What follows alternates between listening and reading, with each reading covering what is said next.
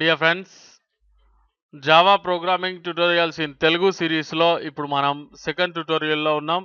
So last ట్యుటోరియల్లో first ట్యుటోరియల్లో మనం చెప్పుకున్నటువంటి విషయాలు ఏంటంటే ఒక నోట్ ప్యాడ్ని యూజ్ చేసి ఒక సింపుల్ ప్రోగ్రామ్ని ఎలా రాసుకోవాలి మనం జావాలో, ఆ ప్రోగ్రామ్ని ఐ మీన్ ఆ ఫైల్ని ఎలా సేవ్ చేసుకోవాలంటే జావా ఎక్స్టెన్షన్తో సేవింగ్ ఎలా చేసుకోవాలి అనేది మనం లాస్ట్ టైం చూడడం జరిగింది. అలాగే జేడీకేని డౌన్లోడ్ చేసుకున్నాం, దాని యొక్క పాత్ అనేది సెట్ చేసాం. అలాగే దాన్ని అంటే మనం క్రియేట్ చేసినటువంటి జావా ఫైల్ని కంపైల్ చేసేసుకొని దాన్ని కమాండ్ ప్రాంప్ట్లో ఎగ్జిక్యూట్ కూడా చేసుకోవడం మనం నేర్చుకున్నాం.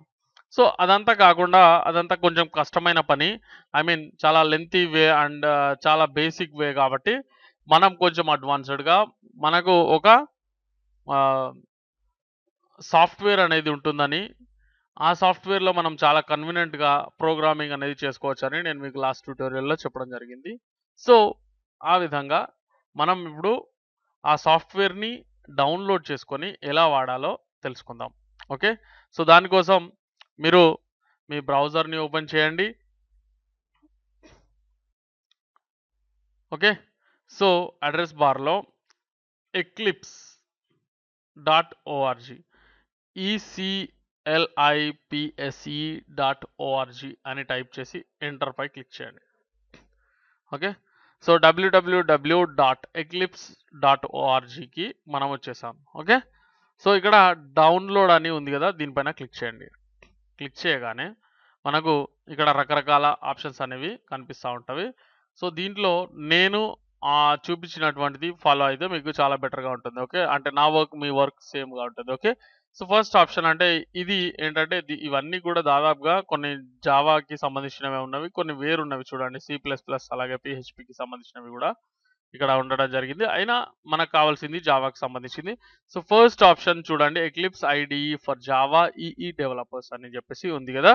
సో దీంట్లో మీ వెర్షన్ అంటే మీ ఆపరేటింగ్ సిస్టమ్ విండోస్లో 32 బిట్ అయితే 32 బిట్ని తీసుకోండి, 64 బిట్ అయితే 64 బిట్ని తీసుకోండి. ఓకే, సో ఏది దాదాపుగా నాకు తెలిసి ఈ రెండు కూడా సేమ్ ప్యాకేజ్ని ఇస్తాయి మనకు.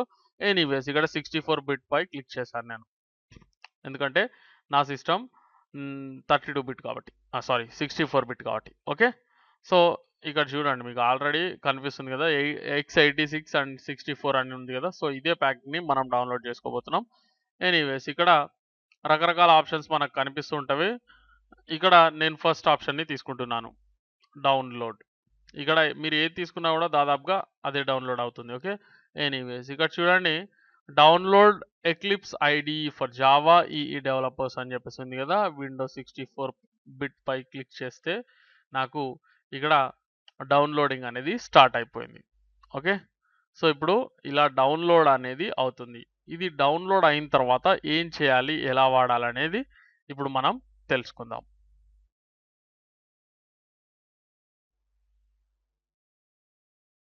సో ఇలా మన ఫైల్ డౌన్లోడ్ అనేది కంప్లీట్ అయిపోయిన తర్వాత ఇది క్లోజ్ చేసేస్తున్నాను. మై కంప్యూటర్లో డౌన్లోడ్స్లోకి వెళ్తున్నాను. ఓకే, సో ఇక్కడ చూడండి, ఇలా మీకు ఫైల్ అనేది డౌన్లోడ్ అయిపోతుంది కదా. దీన్ని ఎక్స్ట్రాక్ట్ చేయాలన్నమాట. ఇది జిప్ ఫైల్. యాక్చువల్లీ మీకు WinRAR అనేది ఉన్నా లేకపోయినా కూడా మీకు ఇది ఎనీ జిప్పింగ్ సాఫ్ట్వేర్తో మీరు దీన్ని ఎక్స్ట్రాక్ట్ అనేది చేయవచ్చు. Okay, so right button click చేయండి, దీనిపైన ఎక్స్ట్రాక్ట్ ఫైల్స్ అనేది తీసుకున్నా సరిపోతుంది. మీకు జనరల్గా జిప్ ఫైల్ అంటే ఇది యాక్చువల్లీ WinRAR యూజ్ చేస్తున్నాను నేను. అది లేకపోతే కనుక మీరు డిఫాల్ట్గా కూడా దీన్ని ఎక్స్ట్రాక్ట్ చేసుకునే వీలుంటుంది. ఓకే, WinRAR ఉంటే కొంచెం బెటర్ అనమాట. ఓకే, ఎక్స్ట్రాక్ట్ టు ఎక్లిప్స్ అని చెప్పేసి ఇది ఉంది కదా, దీనిపైన క్లిక్ చేస్తాను. సో ఇలా మనకు ఎక్స్ట్రాక్ట్ అయినటువంటి ఫోల్డర్ అనేది వచ్చేస్తుంది. సో దీంట్లో ఎక్లిప్స్ అని ఉంది కదా, సో ఈ ఎక్లిప్స్ని కాపీ చేసుకోండి. ఓకే, కాపీ చేసుకొని మీ C డ్రైవ్లోకి వెళ్ళండి, ఇక్కడ పేస్ట్ చేసుకోండి. ఓకే, సో ఇక్కడ పేస్ట్ చేసినటువంటి ఈ ఎక్లిప్స్ని ఓపెన్ చేయండి ఒకసారి. ఇక్కడ చూడండి, ఎక్లిప్స్ ఎగ్జిక్యూటబుల్ ఫైల్ ఏదైతే ఉంటుందో, ఓకే, .exe ఫైల్ అంటే అప్లికేషన్ ఫైల్ అనమాట. సో ఈ ఐకాన్ కూడా మీకు చాలా స్పష్టంగా కనిపిస్తుంటుంది. సో దీనిపైన రైట్ బటన్ క్లిక్ చేయండి, సెండ్ టు డెస్క్టాప్ అని చెప్పేసి అనండి. ఓకే, సో అప్పుడు మనకి ఇక్కడ డెస్క్టాప్ పైన దీని యొక్క షార్ట్ కట్ అనేది క్రియేట్ అయిపోవడం జరుగుతుంది. ఓకే, సో ఇలా క్రియేట్ అయిన తర్వాత మీరు దీన్ని డబుల్ క్లిక్ చేయండి, ఓపెన్ అవుతుంది.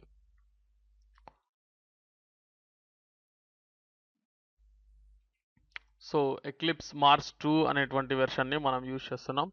సో ఇక్కడ చూడండి, ఇక్కడ డిఫాల్ట్గా ఒక వర్క్ స్పేస్ అనేది అడుగుతుంది. ఒకవేళ మీరు ఈ వర్క్ స్పేస్ని యూజ్ చేస్తే ఓకే, లేదా మీకు నచ్చిన చోట మీ వర్క్ స్పేస్ని క్రియేట్ చేసుకునే వీలు మీకు ఉంటుంది. ఓకే, సో ఫర్ ఎగ్జాంపుల్ డెస్క్టాప్లో TCW జావా అని చెప్పేసి నేను క్రియేట్ చేస్తున్నాను. సో దీంట్లో నేను నా వర్క్ స్పేస్ని ఉంచేసుకుంటున్నాను. ఓకే, దీంట్లో నా ప్రాజెక్ట్స్ అనేవి సేవ్ అవుతూ ఉంటాయి అన్నమాట. ఓకే, సో దానికి అర్థం అది. సో అండ్ నెక్స్ట్ ఓకే పై క్లిక్ చేయండి. సో ఓపెన్ చేయగానే మనకు ఇలా వచ్చేస్తుంది అనమాట. సో దీంట్లో ఏంటంటే ఇది ఒక వెల్కమ్ స్క్రీన్. సో ఇదంతా మనం రీడ్ చేయాల్సిన అవసరం లేదు ప్రస్తుతానికి. సో ఇది క్లోజ్ చేసేస్తున్నాను. సో అది క్లోజ్ చేయగానే మీకు ఇలా ఒక విండో అనేది ఓపెన్ అవుతుంది. సో ఇలా మనకు జనరల్గా దీని యొక్క సాఫ్ట్వేర్ అవుట్లుక్ అనేది ఇలా ఉంటుందన్నమాట. ఓకే, సో ఎనీవేస్ ఇక్కడ చూడండి, ఫైల్ పై క్లిక్ చేయండి, న్యూ తీసుకోండి. సో ఇక్కడ మనం చేయాల్సింది ఏంటంటే ఒక జావా ప్రాజెక్ట్ని మనం క్రియేట్ చేస్తున్నాం కాబట్టి ఇక్కడ న్యూ ప్రాజెక్ట్ అనేటువంటి ఆప్షన్ని తీసుకోండి. ఓకే,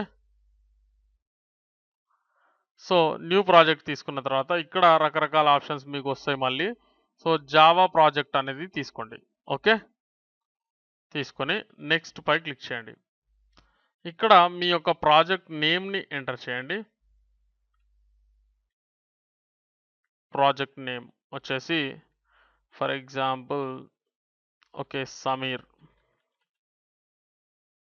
ఓకే, సో చూడండి డెస్క్టాప్ పైన TCW జావాలో సమీర్ అనే ఫైల్ క్రియేట్ అవుతుంది చూడాలి. సో అండ్ ఇక్కడ యూజ్ డిఫాల్ట్ JRE అని చెప్పేసి ఉంచేయండి. Okay, that's all. ఫినిష్ పై క్లిక్ చేయండి, ఎస్ పై క్లిక్ చేయండి. ఓకే, మన ప్రాజెక్ట్ అనేది ఇప్పుడు క్రియేట్ అయిపోయింది. అండ్ ఇప్పుడు మనం ఏం చేయాలంటే ఇక్కడ మీరు దీన్ని ఇలా చేసినప్పుడు ఓకే, అంటే ఓపెన్ చేసినప్పుడు ఇక్కడ లిస్ట్లో మీకు SRC అని కనిపిస్తుంది. ఇక్కడ SRC అంటే సోర్స్ అనమాట. ఓకే, ఈ సోర్స్ ఫోల్డర్ పై రైట్ బటన్ క్లిక్ చేయండి. మీ యొక్క మౌస్ యొక్క రైట్ బటన్తో క్లిక్ చేసినప్పుడు ఇలా వచ్చేస్తుంది. సో ఇక్కడ న్యూ అనేది తీసుకోండి. సో దీంట్లో క్లాస్ అనేటువంటి తీసుకోవాలన్నమాట. అంటే ఇక్కడ న్యూ క్లాస్ని మనం తీసుకుంటున్నాం. Okay, class. So new class తీసుకున్నప్పుడు ఇక్కడ ప్యాకేజ్ అనేది ఉంది కదా, ఇది ఎంటీ చేసేయండి. ఓకే, సో అప్పుడు డిఫాల్ట్ ప్యాకేజ్ అవుతుంది అంతే. ఓకే, సో ఇక్కడ చూడండి, ఇక్కడ మీ యొక్క ప్రాజెక్ట్ నేమ్ అనేది ఎంటర్ చేయాలి. ఓకే, సారీ క్లాస్ నేమ్ అనేది. Okay, I'm so sorry, class name. So Sameer. Okay, so ఇక్కడ ఎలాంటి చేంజెస్ చేయకండి, మీకు ఇది ముందు ముందు అర్థమవుతుంది. కొంచెం ఇప్పుడు స్టార్టింగ్ స్టేజ్ కదా.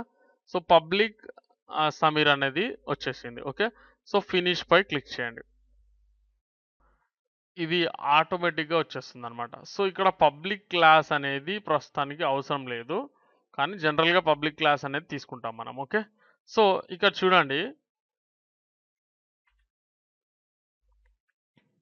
మనం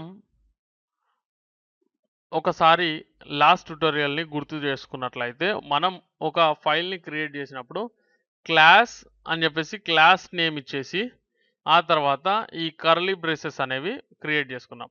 ఆ తర్వాత ఏం రాసాం, మెథడ్ అనేది రాసాం. ఓకే, సో ట్యాబ్ పై క్లిక్ చేస్తే ఆటోమేటిక్గా ఒక స్పేస్ ట్యాబ్ స్పేసింగ్ అనేది వచ్చేస్తుంది అనమాట. ట్యాబ్ మీ కీబోర్డ్లో ట్యాబ్ని క్లిక్ చేయండి, ఇలా వచ్చేస్తుంది. ఓకే, లేదా మీరు ఇక్కడ నుంచి ఎంటర్ క్లిక్ చేయగానే ఆటోమేటిక్గా ఆ స్పేస్ అనేది తీసుకుంటుంది. ఇంకా చాలా సర్ప్రైజ్లు ఉంటవి ఈ సాఫ్ట్వేర్లో. ఓకే, సో ఎనీవేస్ ఇక్కడ చూడండి, క్లాస్ సారీ మెథడ్ అనేది మనం ఏం టైప్ చేయాలండి, మెయిన్ మెథడ్ని ఇక్కడ ఎంటర్ చేయాలి.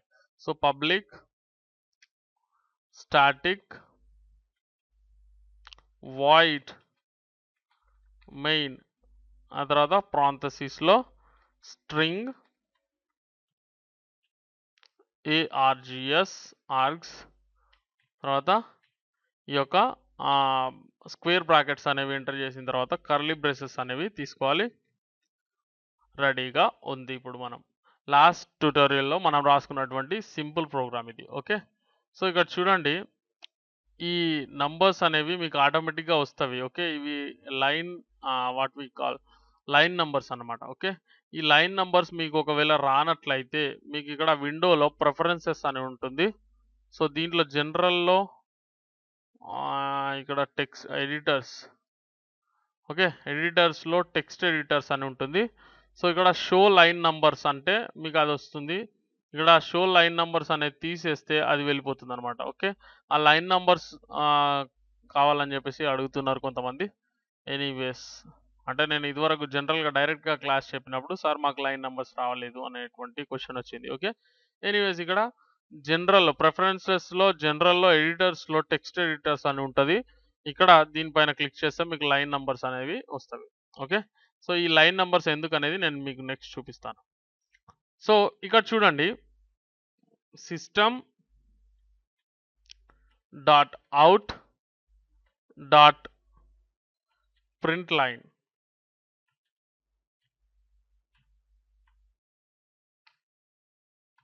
ఓకే, సో ఇలా మీకు రికమెండేషన్స్ అనేవి వస్తాయి. ఎనీవేస్ తర్వాత చూపిస్తాను మీకు దాని గురించి. System dot out dot println అంటే ప్రింట్ లైన్ అనమాట. ఓకే, సో ఇక్కడ ఏం రాసుకున్నామండి, హలో తెలుగు కంప్యూటర్ వరల్డ్.